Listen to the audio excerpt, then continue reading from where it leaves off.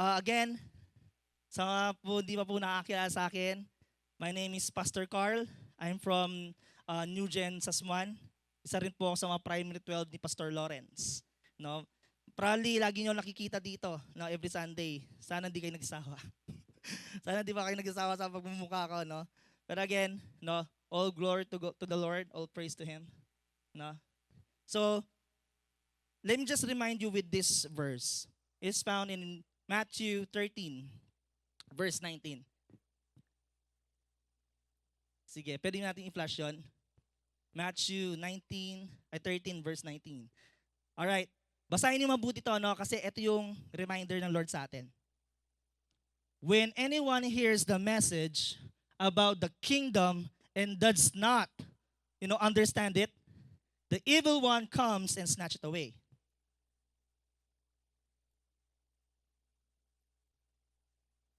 What was sown in their hearts, no?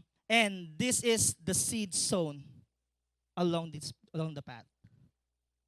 Ang ibig sabihin po nito, the enemy will try for you not to receive the full gospel. He will use probably your friend beside you. Alam mo yun yung gusto mong ma-receive ng buong buo yung word, kaya lang medyo minarites ka ng konti ng katabi mo. Halimbawa, sabi ng Lord, I love you. Pero yung sinasabi ng Lord, I love you, may dumadaldal sa'yo, ano daw? Sayang, hindi mo narinig. I love you sana. Sinabi ng Lord, sayang. Hindi mo narinig na I love you. Tapos pag uwi mo dito, nag-attend ka lang.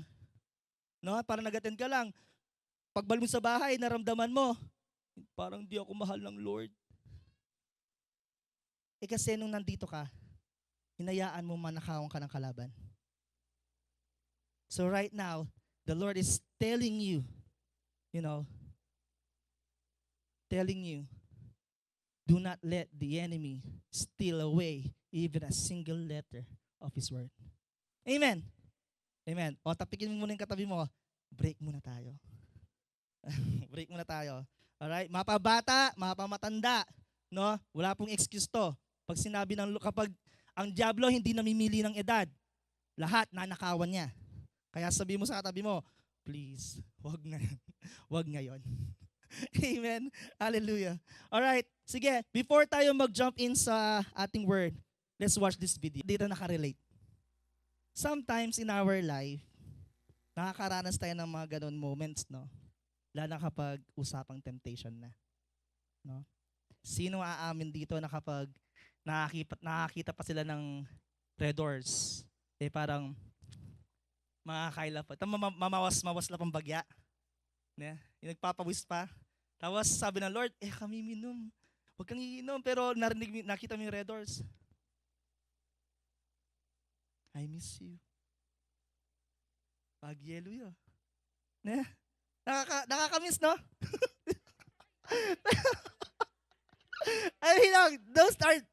Those are the words of the temptation. Nakakamiss, no? Baka naman. O kaya, may nakita kang chika bebs. Dumalang ganyan, no? Oops! Hey! Tapos sabi mo pa, I'm just appreciating the creation of the Lord. No? Those are the words of the temptation. Sige lang. Tukso. Layuan mo ako. Pero yung pagkalayo, ba't paabante? It is because the temptation, yung design ng temptation is ganun. To entice you. Yung bata kanina, gustong-gusto yung marshmallow. Takam na. You see, temptation, base yan dun sa desire mo talaga. Sabi nung computer, wanna see more? Siyempre, kung kung tempting ka, parang mag-iisip ka. I-click mo yung click here. No? Wanna see more? Click here. Magad ba aking isip ko to? Siyempre, curiosity kills the cat. Yun na naman yung words ng temptation. Sige, wala namang mali. You're just exploring the world. However, nababless ba ang Panginoon? Temptation is the invitation of the devil for you to make sin. That's why ang ating topic for today, resist the devil, freedom from his lies. Amen? Ayan. Huwag mong tignan yung katabi mo, hindi naman demonyo yan. Hallelujah. Hindi yan. No? In our lives, yung spiritual battle, next slide, spiritual battle is real. Hindi mo pwedeng, alam mo yun, hindi mo pwedeng ipagwala mong bahala. Yung mga taong sinasabi nilang malakas ako, yun yung mga mas madalas na tinatamaan ng atake ng kalaban.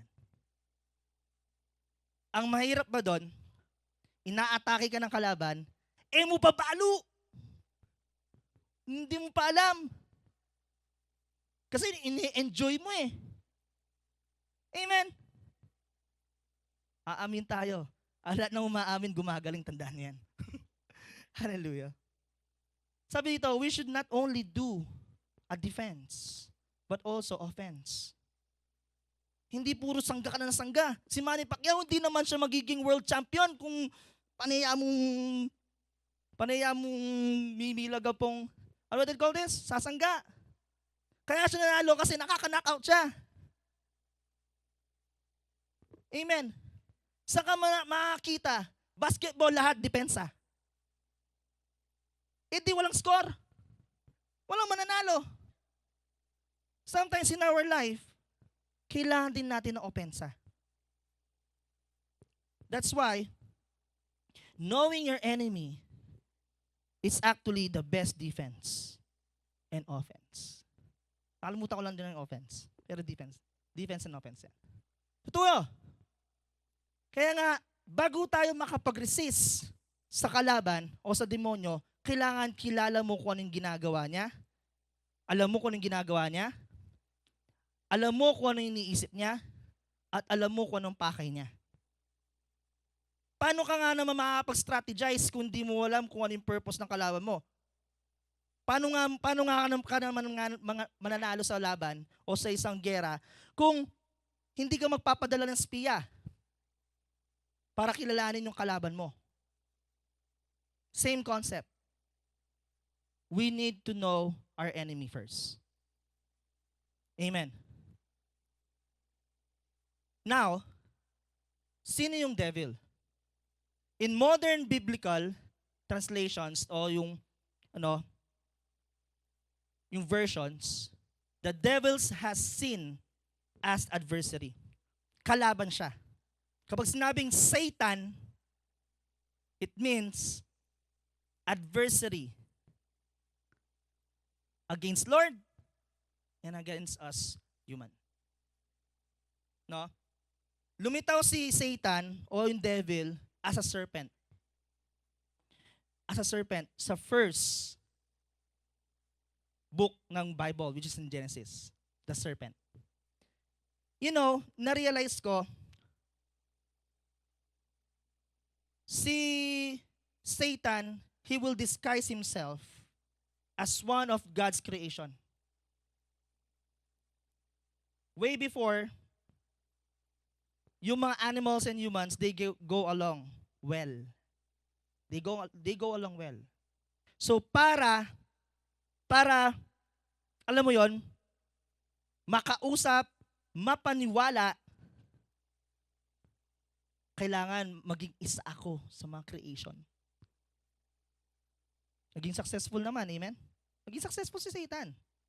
That's the start of the fall of man. Nung kinain nila yung forbidden fruit. The tree of knowledge of good and evil. Next slide. When God created the world, He created angels. No? Heavenly beings. The sole purpose of them is to worship God and to minister His people. Again, ang pinaka-purpose ng angels is to worship God and to minister God's people. As a messenger, and anyway, as a messenger, as a protector, etc., etc. Yun yung purpose niya. One of the angels na ginawa ng Lord is si Lucifer. Lucifer is actually a worship leader in heaven. Magandang boses. Gwapo, katulad ko. Ano? Okay, ko kontra please. Ayan. Lucifer, according to Ezekiel, is described as a being full of wisdom and perfect in beauty. So, gwapo talaga. Tulad. Amen. Hallelujah. Sige, libre kita mamaya. He was adorned with precious stones, no? Marami siyang burloloy. Lahat ng magandang bato dito sa mundo, meron siya. Bakit? Because he is actually representing or reflecting God's glory. Nire-reflect niya yung God's glory. Kaya lang, yung desire ni Lucifer is indeed to worship God, but to go beyond God. Gusto niya maghigitan si Lord. So, anong nangyari? Nagka-pride siya. No? And then, yun yung fall ni Satan. Once a servant, but now an enemy of God. Isa sa mga reason kung bakit galit na galit si Satan sa mga tao, it is because, number one, naiinggit siya sa'yo. Kasi alam niya yung magiging, alam mo yun, alam niya yung future mo with God. Ano yung future ni God for you? To give you hope in a good future. That one day, you will be, sitting beside Him in heaven. Si Satan, sinayang yung opportunity, kaya yung future niya, pupunta sa hell. Kaya ang ginagawa ni Satan ngayon, managkatyo. The hell is not made for humans. It's not made for us. Hell is made for Satan. Kaya gusto kanyang sumama kasi one day, pupunta siya doon. Pag dumating na si Jesus, forever na siya nasa hell. Amen. Kaya inggit na inggit siya. Kaya gagawin niya, he will try his best for you to commit sin. For you to be snatched away from God. Just imagine, no? Ikaw naman si gustong-gusto mo. May kwento, si Pastor Lawrence may kwento siya. Isang Christian party, costume party sa church. Siyempre, yung ibang membro, yung costume lang, Moses, Jesus, 12 disciples, ganyan, siyempre, Christian may dumating na isa. Nag-costume, devil. Red yung buntot, costume, may sungay pa. Papuntang church niyan. Nung saktong pagpunta sa church, nag-brown out sa church. Boom! Saktong pagpasok niya. Hi friends! Sabi niya. Lahat ng mga tao, nagsigawan. Ah! Tapos akala nila si Satan. Tapos may naiwan na ganyan, natakid. Tapos lumalapit, tutulungan lang sana ng ganyan. Sabi niya, wag po Satan, kasangga mo ko. Ay, na-expose. Na-expose si kapatid. Sometimes in our life, though that may sound funny, pero minsan ganun tayo. Sumasang-ayon tayo sa kasinungalingan ng kalaban. Sa scheme ng kalaban. Reasons why we should resist the devil. Number one, because it is found in John 10:10 that the enemy comes to steal, to kill, and to destroy. Pero si Lord, dumating siya that you may have life and have it fully or abundantly. Yun yung purpose niya. Ngayon, let's himay-himayin natin yung Himay-himayin natin yung plano ng kalaban para mas maintindihan mo at mas maging aware ka na ito na pala ang ginagawa ng kalaban sa akin. Number 1, steal. The devil's primary tactic, way before, classic tactic niya, way before pa, no, is he will plant mistrust sa mga tao just like he did kay Eve. Sabi niya, alam mo, pag kinami yung prutas na yan, magiging kamukha mo si Lord. Ha? Talaga ba? Sabi ng Lord. Hindi ko pwedeng kainin yan. Ha? Ganun ba yung sinabi niya? Subukan mo muna para malaman mo yung totoo. O syempre, itong si Eve, na-curious. Hindi na kontento. Nag-share pa. Share pa sa lalaki. Hala. Imagine, no? Nag-start lang sila sa, talaga? Hanggang sa nagkasala na. In our life, minsan, nagkakaroon tayo ng mistrust kay Lord. Lord, totoo ba? Sabi mo, i-bless mo ako. Sabi mo, hindi mo pababayaan. Sabi mo, kapag sumama ako sa iyo, maging hawa ang buhay ko. Sabi mo, kapag ginawa ko yung pinapagawa mo, hindi na ako mahihirapan. Pero Lord, bakit ako ganito ngayon? Hanggang sa, alam mo yun, sabi mo, sinungaling ang Lord. Hindi na ako maniniwala. Boom! Panalo ang kalaban. Yes. Pumalakpak yung hell. Amen. The devil, next slide, the devil tries to keep those he's stolen by snatching God's word. Kung alam mo lang ang salita ng Lord at sinabi niya sa iyo, He will bless you. At naniwala ka at pinaniwalaan mo yon, kahit anong sabihin ng kalaban, hindi ka tataob. Kaya lang, ang nangyari, hindi mo binasa ang instruction ng Lord. Kaya kung ano kapag may sinabi ang kalaban sa iyo, pinaniniwalaan mo. Amen. Kami po sa work, bago po kami mag-work, nagbabasa po kami. We are seeking God's instruction. At napansin ko, naging okay naman yung araw. Pero kapag hindi kayo nakapagbasa, nag-aaway po kami. Kakaroon ng misunderstanding. Kasi, hindi kami nakareceive ng instruction. And yun, panalo ang kalaban. Kasi ayaw niyang malaman mo yung totoo.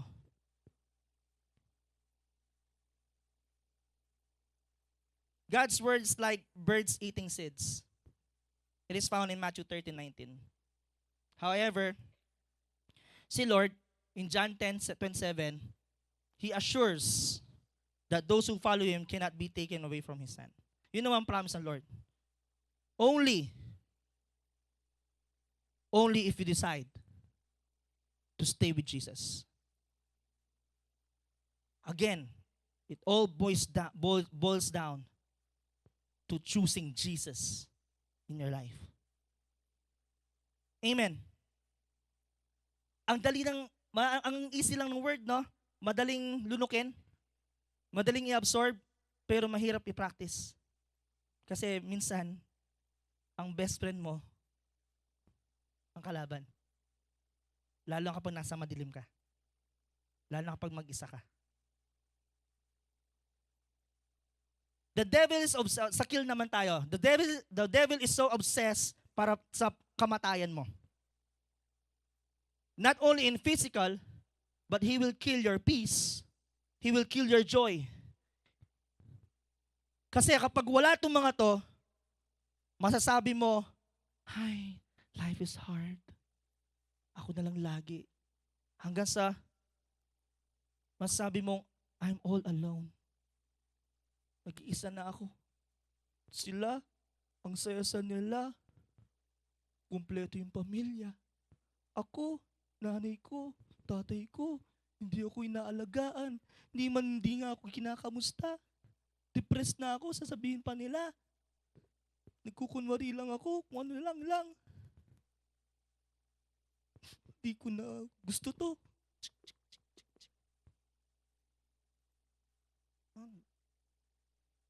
He will lead you to suicidal.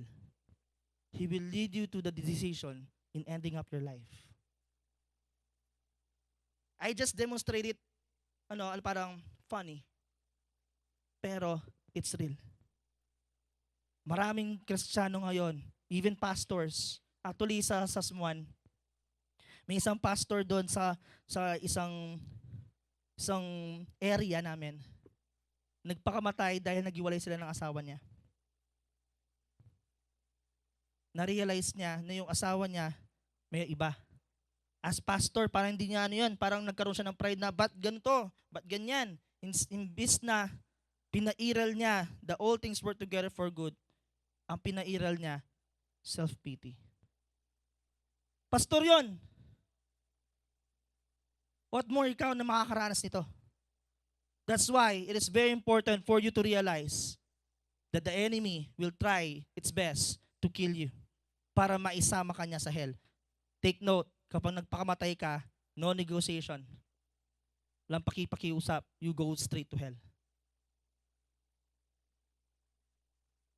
Amen. Pag nagpakamatay ka, you end up life, you're ending your life, straight tayo sa impyerno. That is why, ang pinakamadaling tactic ng kalaban para maisama ka, he will put suicidal thoughts. And you have to be careful with that. Lalo sa mga kabataan.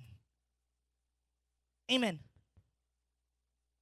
The demon possession can compel self-harm. For instance, in Matthew 17:15, may isang lalaki doon, bata, na-possess. Ngayon, gustong pumunta sa apoy o magpalunod. In Mark 5 verse 5, same. A man cried out and cut himself. Nakiusap pa, in next slide, nakiusap pa siya kay Jesus. I-send mo na lang ako. Sabi ng demonyo, send mo na lang ako dun sa baboy. Send mo na lang ako sa baboy, dun lang. So, ang ginangyari, sumanib yung baboy. Tapos, nangyari, ayun, rushed down to the tip bank in the lake and were drowned. See? Kapag, when I say demon possessed, hindi lang yung ulo gumaganyan. Hindi lang ganon. Yung nakikita niyo sa movie na demon possessed, tapos nakikita mo gumaganyan yung ulo. Hindi lang naman ganon yan. Yung demon possessed, sometimes, alam mo yon, sa sitwasyon mo. For example, you're not aware that the demon is possessing you by giving you sickness.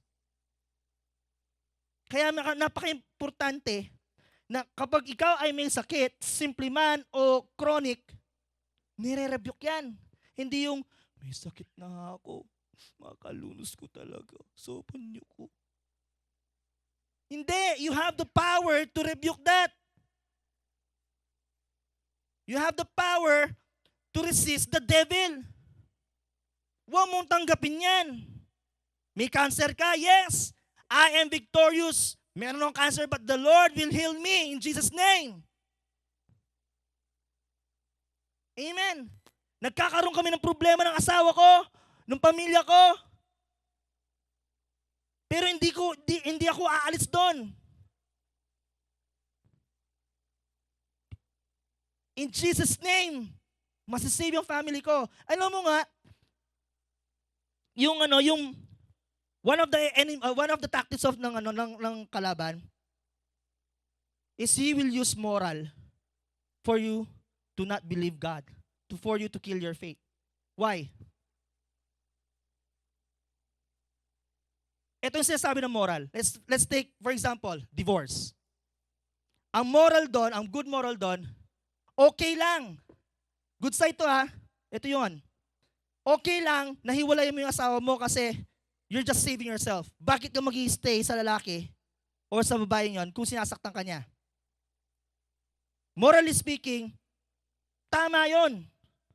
Iwan mo lang kaysa masaktan ka. But again, the enemy will use moral for you not to respect marriage. Ang sabi sa Biblia, kung ano ang pinagban ng Lord, no one can separate it. And that's what the enemy is trying to do sa buhay mo. Kaya pansin mo, walang maayos na pamilya sa Pilipinas. We don't need morals. We need Jesus. Kapag may problema sa bahay, speak the name of Jesus, rebuke the devil, resist. Amen. Amen. Alam mo ba, ang gospel, hindi yan ginawa para maging masarap sa pandinig mo. Sometimes, ang hirap na i-swallow, pero it will make your life better. Ang gospel ng Lord, ang salita ng Lord, hindi yan para to make you feel good and to make you look good, but for you to be good. Amen. Amen. Hindi naman ako galit. Destroy. The devil wants to destroy our faith. Gusto ng kalaban na mawala yung faith mo. Ano sabi? Faith can move mountains. Kaya lang, sasabihin ng kalaban, sige nga, sabihin mo nga, mountains move. Ikaw naman tong si ano, nakinaniwala ka naman, mountain move. Mountain move. Ha? Mag-move. Tutuwing word ng Lord. Because you took it literally. Wrong context. Wrong context. Yung I can do all things, Philippians 4:13. Sabi mo bilang estudyante, I can do all things through Christ who strengthens me. May test. Hindi ka nag-review. I can do all things. Ka man pinag-review Yung I can do all things, para yan sa mga Kristiyanong may pinagdaanan, alam yung hirap at ginhawa, at may ginagawa para sa Panginoon. Hindi nag-review, I can do all things pa. Amen. It will destroy your faith. Wrong context. 6 things that the devil wants you in your life. Number 1, for you to doubt God, for you to live in fear, for you to feel insecure. Ay, buti pa siya, bago yung damit, ako okay lang. Sana all. For you to avoid church. Ay, biktima po ako dito. Sabi ko dati, 2020, ayoko na mag-new gen. Lahat ng mga, tumatawa-tawa ka dyan, alam niyo yun, no? Sabi ko noon, ayoko sa new gen. Na-expose kasi ako Quick background. Sige, di naman ako mahihiya kasi I'm saved na. And I'm fully transformed by the Lord. 2020 po, backslider po ako. Nag-worship lead po ako dito, pero ang ginagawa ko, lakas, tama, magagawa. Tapos meron pang payosi-yosi, yung marunong ako mag-bake yung bilog. Alam ko yung tawag doon. Yung tornado, tsaka yung octopus, jellyfish. Marunong ako niyan. Bakit? 2020 ginagawa ko yun Tapos pagdating Sunday, papuri sa kataas-taasan. Hindi po ako magpapaka-fake. Totoo yun. Na-expose ako. Kasi nambabaya ko Sabi ni pastor, huwag ka muna mag-disciple. Tanggalin ko muna ng ministry. Ganyan. Umiyak ako. Kinabukasan, nag-post ako. Saan po may malapit na church dito sa Angeles? Galit ako Di napunta na ako sa ibang church. Punta ako His Life. Sabi, okay, please allow me to say this one. Napunta ako sa ibang church. Punta ako His Life. Sunday. Worship. Dumating yung isang pastor, nakalimutan ko na. Alam mo, anong word? Love your church. Grabe.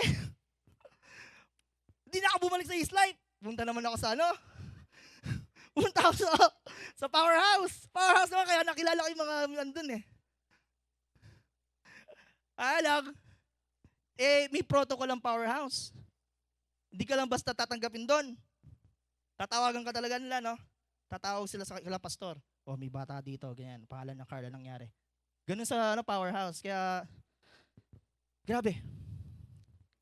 Tapos, nabalitaan ko yun. Hindi napunta.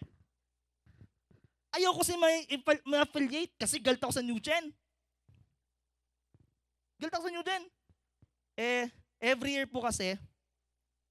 Every year, nag-worship po ako January 1. Every year. 2022 po,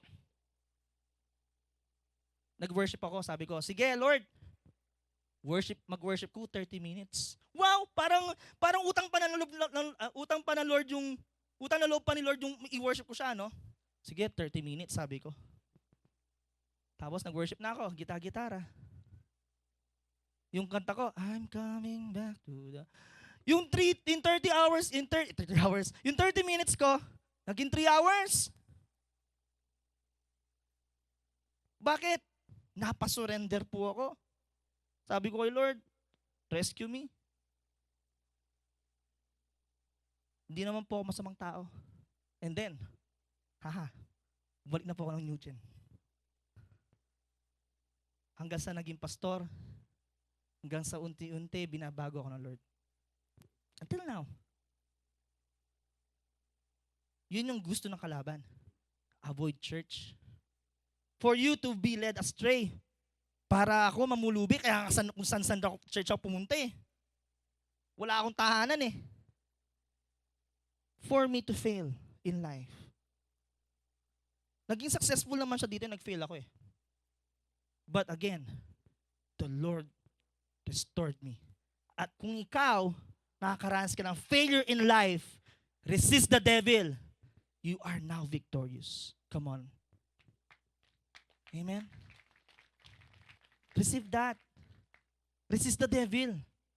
Satan has a plan to snatch you away, but God wouldn't allow that to happen because God is sovereign. Mas makapangyarihan pa siya kay Satan. And the devil doesn't have a free hand in this world. Kaya every time na meron siyang gagawin, nagpapaalam muna yan kay Lord. Oh Lord, sabi na kay Job, oh Lord, sige nga, nakita mo yung, sabi ni Satan, pumunta sa heaven. Nakipag-usap siya kay Lord. Sabi ng Lord, oh Satan, nakita mo ba yung anak kong si Job? Faithful yan. Ito si Satan, father of lies eh. Sige nga, kung faithful yan, bigyan mo nga ng sakit. O sige, bigyan mo ng sakit, pero huwag mong papatayin. Nagkasakit si Satan. Nagkasakit si Job. Nawalan ng pamilya. Nawalan ng ari-arian. Pero, konti na lang, mamamatay na talaga siya, pero di pa namatay. Pero anong nangyari? Nag-self-pity ba? Hindi. Nagtaas pa ng kamay. I will praise the Lord. I will worship you. Hindi naging successful si Satan. Nag-resist kasi si Job. Ikaw, kailan ka magre-resist? Hanggang kailan ka tatanggap sa mga kasinungalingan ng kalaban? Make sense? Make sense? But God has a plan to save you from the enemy's attack. Ito, meron naman talagang plano ang Lord to save you. In John 10:10, sabi yun sa second part, that you may have life and have it abundantly. Gusto ng Lord, i-restore niya kung ano nanakaw, kung ano ang napatay sa'yo, at kung ano ang na-destroy sa'yo. Just like what happened kay Job, 10 times fold, binigay ng Lord. And mind you, in 1 Corinthians 10 verse 13, ito ang sinasabi ng Lord, He will not let you be in a temptation that is beyond your capabilities. And kapag ikaw ay na-tempt, He will provide you a way. Amen. Again, ang temptation, it will entice you to commit sin. So ngayon, alam na natin kung ano yung purpose ng enemy, kung ano yung purpose ng Lord sa life natin. Ngayon, o-opensa naman tayo. Sinong gustong umpensa dito, magtaas ng kamay? Kamay. Walang gustong umpensa? Kasi hearing the word, defense yun. Pero yung ngayon, i-opensa tayo. Sinong gustong umpensa? Taas ng kamay. Alright. Ready na kayo? Number 1. Take up your word of God. Aru! Mahirap to. Lalo sa mga hindi sanay magbasa ng Biblia. Pero,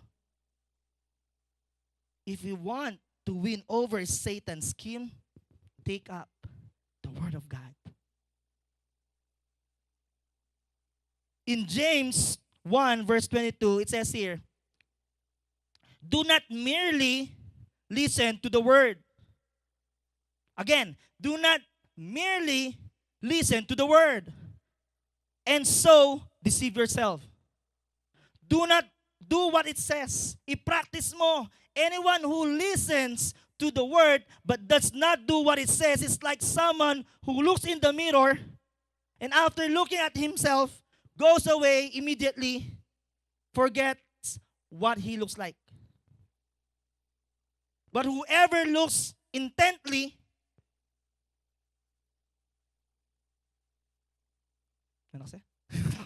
intently to the perfect law that gives freedom and continues in it, not forgetting what have heard, but doing it, they will be blessed in everything, in what they do, in everything they do. So kapatid, paglabas dito, I'm praying na what you heard from this message, i-apply mo sa bahay. Start rebuking the devil. Dami. The devil. I-practice mo. May sakit ka. I-practice mo na. Lord, I speak healing. I rebuke the schemes of the enemy in Jesus' name. Nawawalan ka ng pera sa business mo. Wala ka ng client. No? Lord, I rebuke all the plans of the enemy na hindi niya ako, parang gusto niya akong wag maghintay. Gusto niya akong maging atat and not to trust your will, not trust your plan. I rebuke that in Jesus' name. Because when you say yes, it will always be a yes. Practice that. Hindi yung, wala na akong kain, wala na akong pera. Panutang na. Pautang. Hey, kwang. Amen. Number 2. Open sa tayo. Submit to God. When you say submit, you follow what God wants you to do. Ang sabi ng Lord, huwag kang makipag-boyfriend sa unbeliever. Sabi mo, Lord, I love him.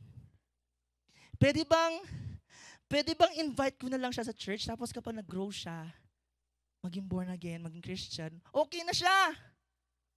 Kwang. Mali na naman ang mindset. Again, pag sinabi ng Lord, no, then it's a no. Submit to God. It says here in James 4 verse 7, submit yourself to God, resist the devil, and he will flee from you. Amen. Amen. Ang problema, mas submissive ka pa sa asawa mo. Mas submissive ka pa sa boyfriend mo. Kapag sinabi ng partner mo, mentakin eh. Sagli, mag-devotion ko. Ali mong takin. Sige napin. Nako-compromise.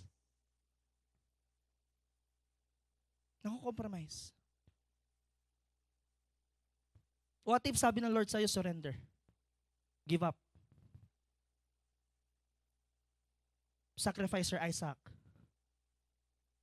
Willing ka ba? Kaya mo bang i-give up yung mga pinapasurrender sa'yo ng Lord? Willing ka ba? Hirap, no? Kasi the things that God wants you to surrender are the things that you love the most.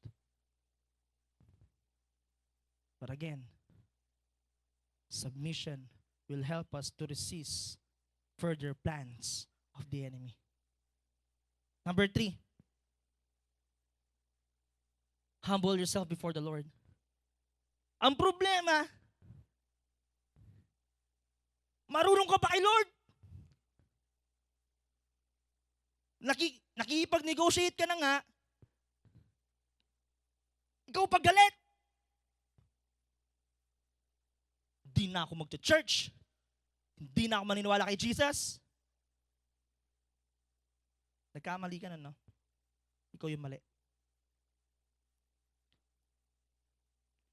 Sometimes, all it takes for you to win the battle, or every battles in life, all you need to do is to bow down. Bow down. Bow down. Sabi dito, humble yourself before the Lord and He will lift you up. Alam mo ba yung itsura ng nag-humble? Alam niyo ba kung yung itsura ng nag-humble? Pakita ko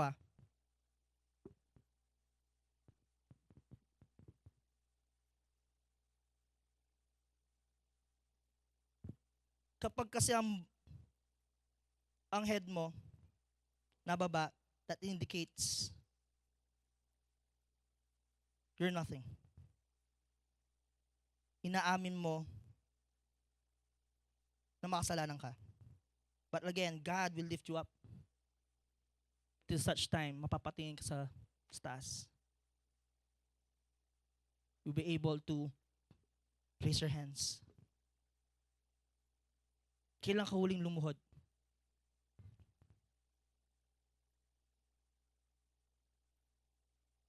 Kailan ka huling nagpakumbaba sa Panginoon?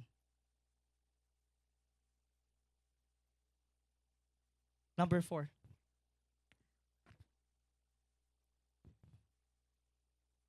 Apply the blood of Jesus. The power or the blood of Jesus is very powerful. It's very powerful. And it will set you free. Ngayon, I want you to remember this one.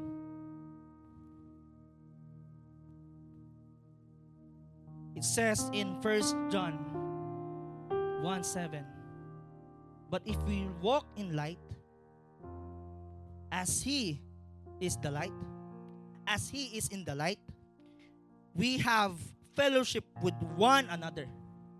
And the blood of Jesus, His Son, cleanses us from all our sins.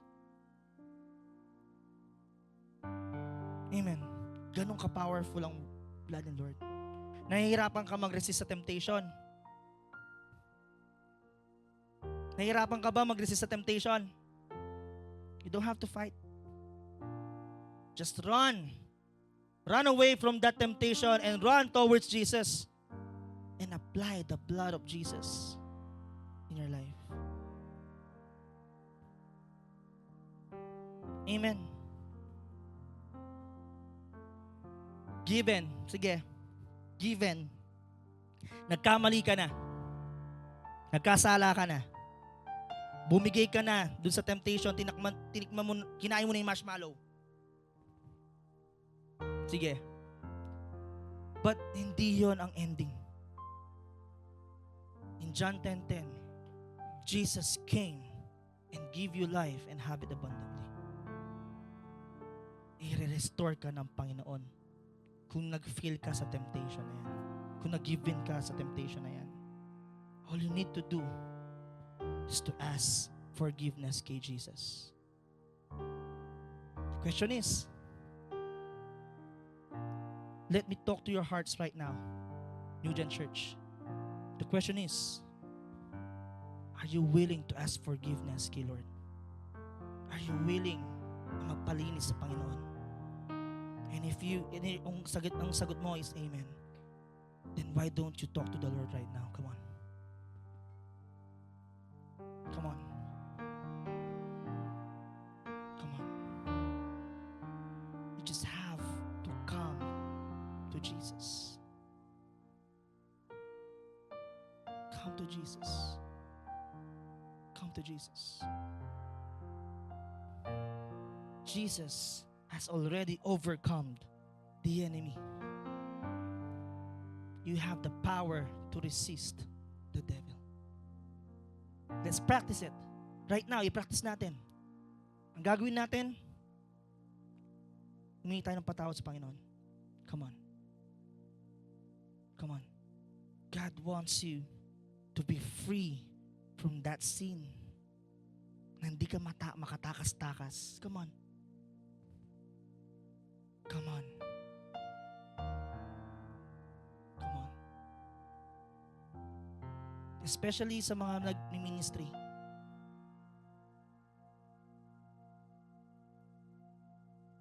Let's ask forgiveness kay Lord.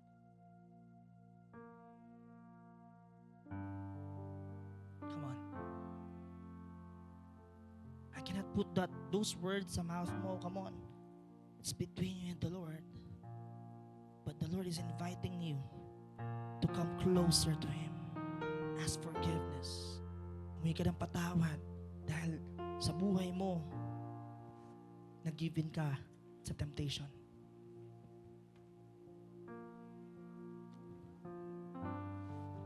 Hallelujah. Hallelujah. God is holding your heart right now. Damin mo lang ang presensya ng Panginoon. And He's telling you, patagal na kitang pinalaya. Patagal na kitang pinatawad. Kasi mahal kita. Mahal na mahal. Mahal na mahal. Mahal na mahal to the point that I am willing to give up my son just to have you. Yung temptation na nag-give-in ka won't determine kung ano ka sa paningin ko. You are still my child. Hallelujah. You are still my child. Nagkamali ka lang. And I'm here to forgive you. God is willing to forgive you. Just come. Just come. And surrender. Kung may sakit sa pamilya mo, then hingin mo ng tulong sa Panginoon. And resist the devil sa family mo. Nahihirapan ka sa business mo, resist the devil. Nahihirapan ka sa pag-aaral, resist the devil. Kung ano yung gusto niya, kung ano yung pinaplan niya sa life mo. Nahihirapan ka mag-grow sa spiritual life mo, resist the devil, rebuke the devil. Kasi the truth is, kapag kasama mo si Lord, everything will be okay. Come on. It's Jesus. It's Jesus.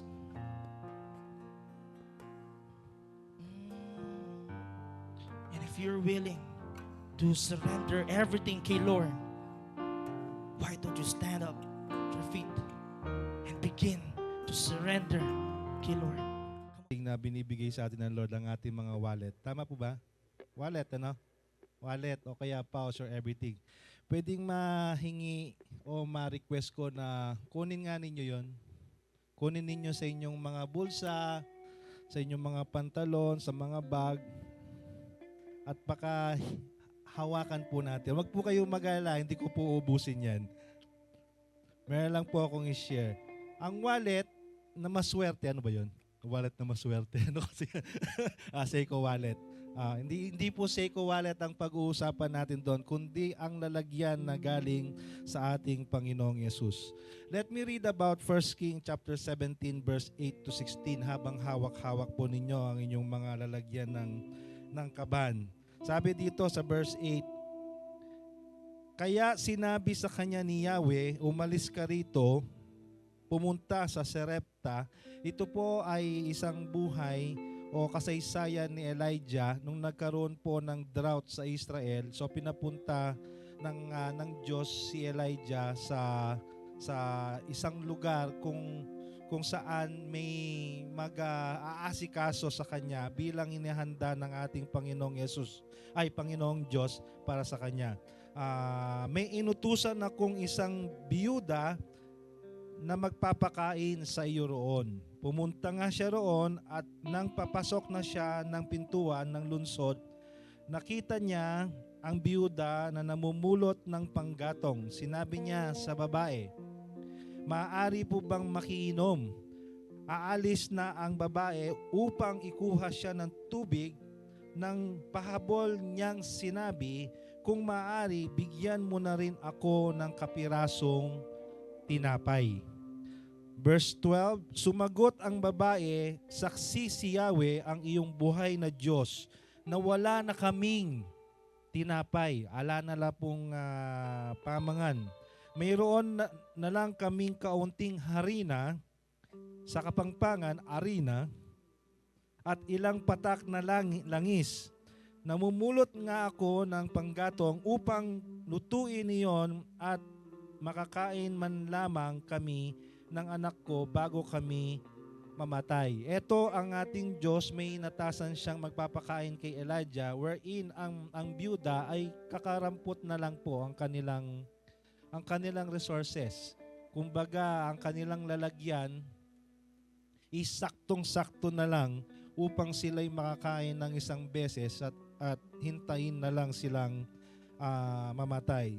Verse 12, this is the promise of the Lord. Sinabi sa kanya ni Elias, huwag kang mag-alala, pumunta ka at gawin ang iyong sinabi. Ngunit, but first, in English, pwedeng sabihin ninyo first. Okay. Ipagluto mo muna ako ng isang maliit na tinapay at pagkatapos magluto ka ng para sa inyo sapagkat ganito ang sabi ni Yahweh, Diyos ng Israel.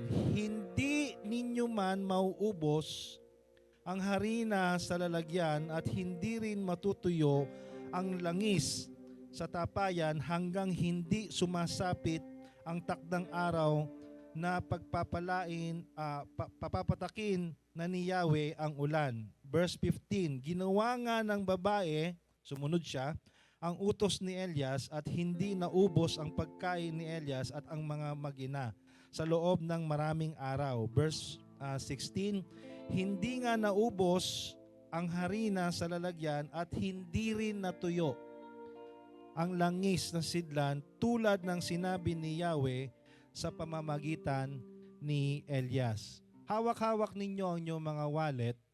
Tama ba? Seiko wallet. At alam ko, bawat isa dito, ang dalangin natin, hindi yan mauubos ng laman. Amen? Amen po ba? Pero kanina, pinabanggit ko sa inyo ang word na first.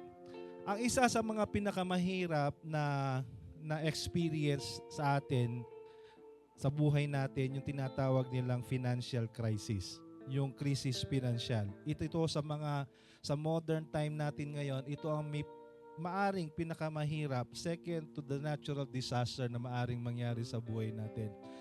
Money plays a very important role sa lahat ng parte ng buhay natin ngayon kasi lalong-lalo na tayong namumuhay sa syudad, halos lahat ng ginagalawan natin ay may patungkol sa pera. Tama? Sa pag-aaral man yan, sa pagkain at kung ano-ano pa. Kapag tayo ay nakikita natin nagkukulangan tayo ng pera, definitely apektado po ang ating mood. Tama? Apektado ang ating attitude. Apektado ang ating karakter. Apektado ang pananaw natin sa buhay dahil sa kakulangan na yon. Pero, ito ang magandang promise na binigay ng ating Panginoon. Sabi niya kay Elias, hindi minsan man yan mauubusan. Amen? Amen po ba? Ito ay isang balo, walang-wala na. Pero sumunod sa utos, but first, sundin mo muna ako. At yun din ang ginawa ng balo. Sumunod muna siya sa utos ng ating Diyos. For me personally, marami pong nakakalam kung sino ko ngayon. But if I will remember, if I will just discuss to you kung sino kami mag-asawa, 30 years ago, kami po isang mahirap na mag-boyfriend-girlfriend lamang. Ako po ay nakatapos ng engineering, hindi dahil sa tulong ng aking mga magulang, kundi ako po ay nagkaroon ng mumunting scholarship lang sa gobyerno na ang binibigay sa amin is 5,000 for the entire SEM. 5,000 sa 5 buwan ng pag-aaral. Pagkakasyahin ko na yon hanggang makatapos ng SEM. If you will divide it, magkano ang tuition fee noon, magkano ang libro, tuba ever, di ba? Pamasahe mo pa, hindi mo alam kung paano magkakasya. And there's a question in my heart, makakatapos kaya ako? But also, ang utos ng ating Panginoon, first. So, given yung 5,000, ang utos ng Panginoon is ibigay yung kanyang, ang nararapat sa kanya. So, to make the story short, we followed that command, and ang nangyari, kung ano po ang buhay namin meron ngayon. And that is a challenge to each and every one of you. Maaring kayo, meron nararanasan, maaring may tao dito nakakaranas ng kakulangan. Pero simple lang pala ang pamamaraan o ang paraan upang tayo ay mabalik sa kasaganaan. Amen? So dalawa lang ang tinuro sa atin sa First King. Number 1, put God first. Number 2, trust. Trust lang pala. Put God first and trust. Gaya ng ginawa ng balo. Hindi na siya nagbakasakali. Sinundan niya ang utos ni Elijah at naniwala siya dun sa promise na binigay ni Elijah sa kanya. Amen po ba? Amen? Pwedeng bawat isa ay bawat tumayo. Tayo po yung magpe-pray. Hawak-hawak niyo po ba ang mga wallet ninyo? Are you still holding it? Huwag niyo pakaigpit, baka malasaw. Baka mamaya wala nang laman. We will pray to God that God will anoint that same thing that our Father bless yung balo, no? Come on, let's pray. Lord, muli kami po'y lumalapit sa iyo, kami po'y nagpapasalamat sa mensahe mo. Lord, we believe that you are the God of Old Testament and you are the God of New Testament and you are the same God sa mga panahon namin ngayon.